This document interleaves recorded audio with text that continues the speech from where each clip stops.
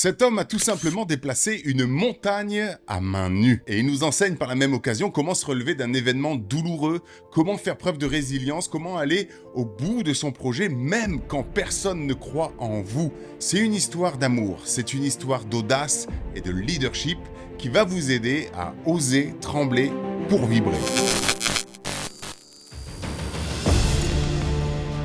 L'histoire de Dashrath Manjhi est un exemple remarquable de foi, de détermination, de persévérance, de courage, de résilience et de leadership. Et je suis certain que les enseignements que nous allons pouvoir en extraire vont pouvoir aider de nombreuses personnes parmi vous en ce moment même.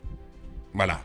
Cependant, petite mise en garde, certaines histoires sont parfois difficiles à sourcer, elles sont tellement reprises et racontées qu'elles se déforment avec le temps. Soyez donc indulgents si la version que je vous propose aujourd'hui ne correspond pas exactement à la version que vous avez peut-être déjà entendue, eh bien, tout va bien se passer. Ce qui compte, ce sont les enseignements que chacun va en tirer et qu'il pourra partager d'ailleurs dans les commentaires sous cette vidéo. Et avant de commencer, si vous aimez les histoires et que vous voulez développer plus d'audace et de confiance en soi, eh bien effectivement, je vous ai écrit 3 histoires inédites que j'ai enregistrées au format audio. Je les ai associées à une formation gratuite pour développer la confiance en soi. Le lien est donc toujours en description. Si vous êtes prêts, si vous êtes prêtes, on commence tout de suite avec l'histoire de Dashrath Manjhi.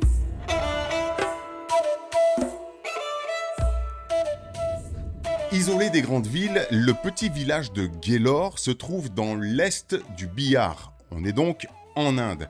C'est aussi le village dans lequel Dashrath Manjhi et sa femme Falguni Devi vivent une vie simple et heureuse malgré la pauvreté de leur quotidien. Lui travaille dans les champs pour subvenir aux besoins de sa petite famille. Quant à elle, eh bien, elle s'occupe de la maisonnée. C'est donc une vie modeste pour Dashrath et Falguni, mais tout va pour le mieux dans le meilleur des mondes. Tout va basculer du jour au lendemain. Nous sommes alors en 1960. Dashrath fait l'expérience d'une tragédie qui va bouleverser sa vie entière, mais aussi celle de tous les habitants de son village et d'autres aux alentours. Et ça, c'est un peu plus inattendu.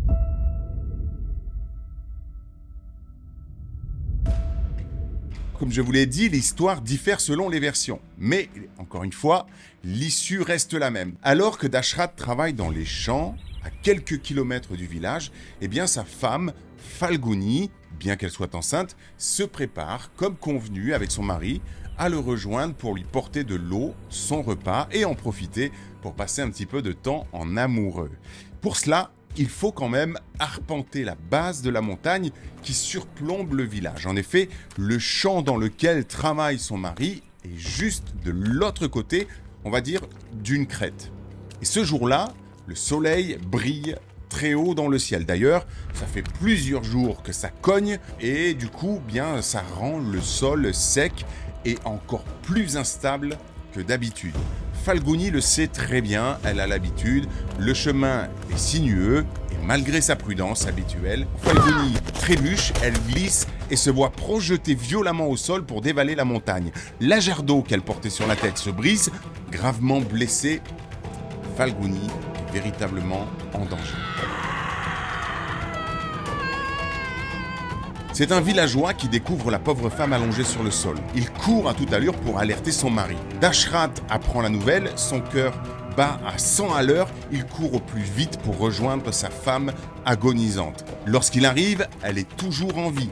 Inquiet et démuni, malgré tout, il tente de la soutenir, de la calmer, de la rassurer. Mais la douleur, véritablement insoutenable pour Falguni. Dashrath comprend immédiatement que la situation est grave et qu'elle doit absolument bénéficier de soins médicaux d'urgence. Mais voilà, le village est isolé. La montagne fait carrément barrage et le prive de toutes les commodités dont il a besoin, à commencer par l'hôpital qui se trouve à quelque chose, selon les versions, à quelque chose comme 55 km. Dashrath n'a pas d'autre choix que de transporter sa femme agonisante en traversant les chemins qui sont difficiles, encore une fois, les collines escarpées, les chemins sinueux, et malgré ses efforts désespérés, Dashrath ne parvient pas à rejoindre l'hôpital à temps. La pauvre femme succombe à ses blessures, les médecins n'ont pas pu la sauver. L'homme est sous le choc, et c'est terrible pour lui. La montagne qui rend sa vie déjà difficile depuis longtemps, mais qui rend aussi la vie difficile à toute une communauté, eh bien vient de lui prendre à tout jamais l'amour de sa vie et son enfant à naître. Évidemment, il est effondré et la décision qu'il va prendre va véritablement le faire passer pour un pauvre fou.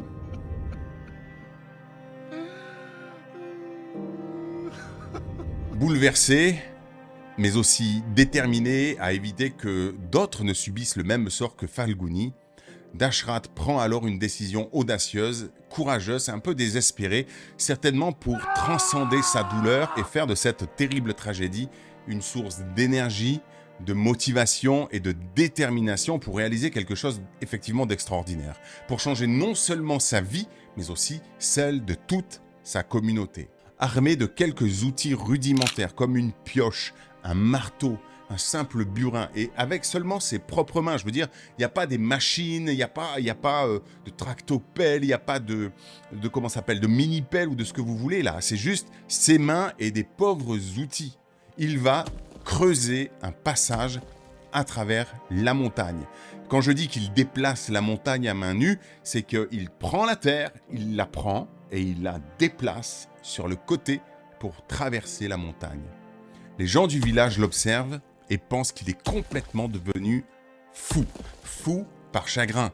Mais Dashrath est inébranlable dans sa résolution. Chaque jour, après avoir terminé son travail dans les champs, il consacre le reste de sa journée à briser les rochers, à déplacer la terre de la montagne. Il travaille sans relâche, sous la pluie, sous le vent, sous le soleil brûlant, faisant face évidemment à de nombreux obstacles, à la faim, à la soif, à la fatigue, mais il ne renonce jamais à atteindre son objectif, animé donc par une cause et une foi infaillible. Il dira d'ailleurs plus tard que si la mort de sa femme a été évidemment un déclencheur, comme pour un exutoire, si vous voulez aussi, de sa douleur, eh bien l'idée par la suite de permettre au village d'avoir une vie plus facile en accédant rapidement à la ville était ce qui le motivait chaque jour à creuser ce passage dans la montagne. Mais alors qu'il creuse sans s'arrêter pendant de nombreuses années et que les villageois et même le gouvernement ne veut absolument pas l'aider,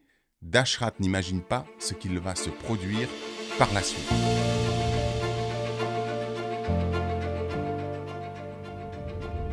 En effet, pendant des années, donc, il creuse tout seul. Mais petit à petit, les gens du village commencent à remarquer les progrès réalisés par cet homme tenace et déterminé et qui finit par forcer l'admiration. C'est alors que certaines personnes commencent à l'aider dans son entreprise. Dashrath n'est plus un fou, mais un leader qui inspire sa communauté et qui la rallie à sa cause. En 1982, après 22 ans, vous entendez, 22 ans de travail acharné, Dashrath Manjhi parvient enfin à percer la montagne.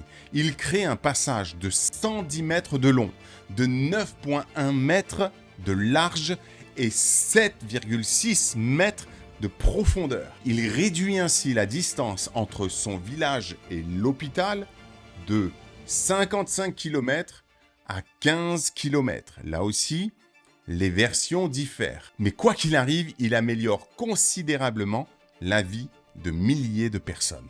Depuis, les habitants de Gaylor et des villages voisins aussi ont un accès plus facile aux soins médicaux, à l'éducation, à d'autres services essentiels. Je n'ai pas été dans les détails, comme je vous l'ai dit tout à l'heure, le gouvernement n'a pas du tout souhaité aider le villageois à creuser, et les villageois par la suite, à creuser cette montagne, ce qui avait finalement contribué à la détermination de Dashrath Manjhi, qui lui, malheureusement, est décédé en 2007, laissant derrière lui un héritage durable. Son histoire a été portée à l'écran dans le film Manjhi, The Mountain Man. Ce sont d'ailleurs en partie les images du film que j'ai utilisées pour illustrer cette vidéo.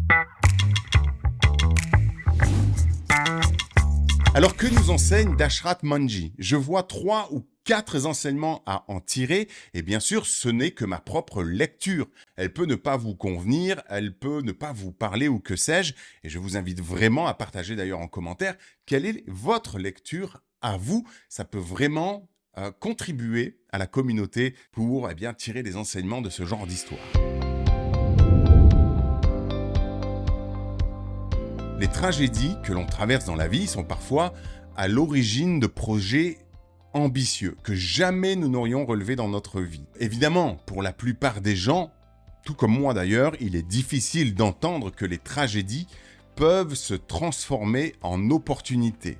Donc, si parmi vous, des gens qui m'écoutent, sont en train de vivre une tragédie, quelque chose de douloureux, la perte d'un être cher par exemple, surtout, prenez du recul, n'allez pas imaginer que je cherche à réduire votre souffrance. Au contraire, je compatis. Simplement, dans ma pratique de thérapeute, lorsque j'étais en cabinet, j'ai très souvent reçu des personnes qui avaient perdu un enfant, qui vivaient une maladie ou des choses comme ça, mais qui, avec le temps, évidemment, avec le recul, avaient su en faire quelque chose pour avancer dans la vie, donner du sens à leur vie et parfois créer quelque chose d'absolument extraordinaire, incroyable, qui pouvait aider les autres. Donc, comprenez que mon intention n'est de blesser personne ici. Je m'en excuse par avance si toutefois c'était le cas. Lorsque l'on est animé par quelque chose de plus grand que soi, quand on associe nos objectifs à ce qui fait sens et qui nous fait vibrer jusque dans nos tripes, alors la détermination n'est pas forcément quelque chose de difficile. C'est une forme de conséquence de ce qui nous anime. Vous savez, des fois, les personnes disent « Waouh, il est courageux, c'est incroyable ce qu'il a réalisé ». C'est vrai que c'est incroyable ce qu'a réalisé dans notre exemple d'Ashrat Manji. Mais je pense que le mec, il est tellement habité par sa mission, c'est pour lui tellement plus grand que sa seule personne, que son ego, eh bien qu'il n'a même pas besoin de motivation pour aller tous les jours à la tâche. Et dans la réalisation de nos rêves et de nos grands projets, je pense très important de toujours reconnecter à ce qui fait sens pour soi, pour savoir pourquoi on fait ce que l'on fait. Par exemple, si je fais ce genre de vidéo, eh bien, c'est pour tout un tas de raisons, mais l'une d'elles qui m'anime énormément, c'est par exemple que si un jour je venais à disparaître, ce qui va arriver, j'en suis sûr. Mais le plus tard sera le mieux. Mais imaginons, voilà, je touche du bois, ça peut arriver n'importe quand, eh bien je me dis que ces vidéos sont comme une sorte d'héritage que je laisse à mes enfants pour qu'ils puissent revoir leur père et puis se dire, ben voilà comment papa voyait le monde, voilà, voilà ce qu'il pensait et voilà les enseignements qu'il peut encore nous livrer aujourd'hui alors qu'il n'est plus là. Bon, c'est pas très réjouissant, mais c'est quand même quelque chose qui fait sens pour moi et qui m'anime au quotidien. Bien sûr, autre chose m'anime pour faire des vidéos, ne serait-ce que, eh bien, d'aider tout un chacun qui regarde ici à peut-être avoir des déclics et transformer sa propre vie. Je reçois souvent des messages, même en privé, de personnes qui me disent que les vidéos que je propose depuis de nombreuses années, même sur d'autres chaînes, ont parfois, eh bien, effectivement contribué à changer leur vie.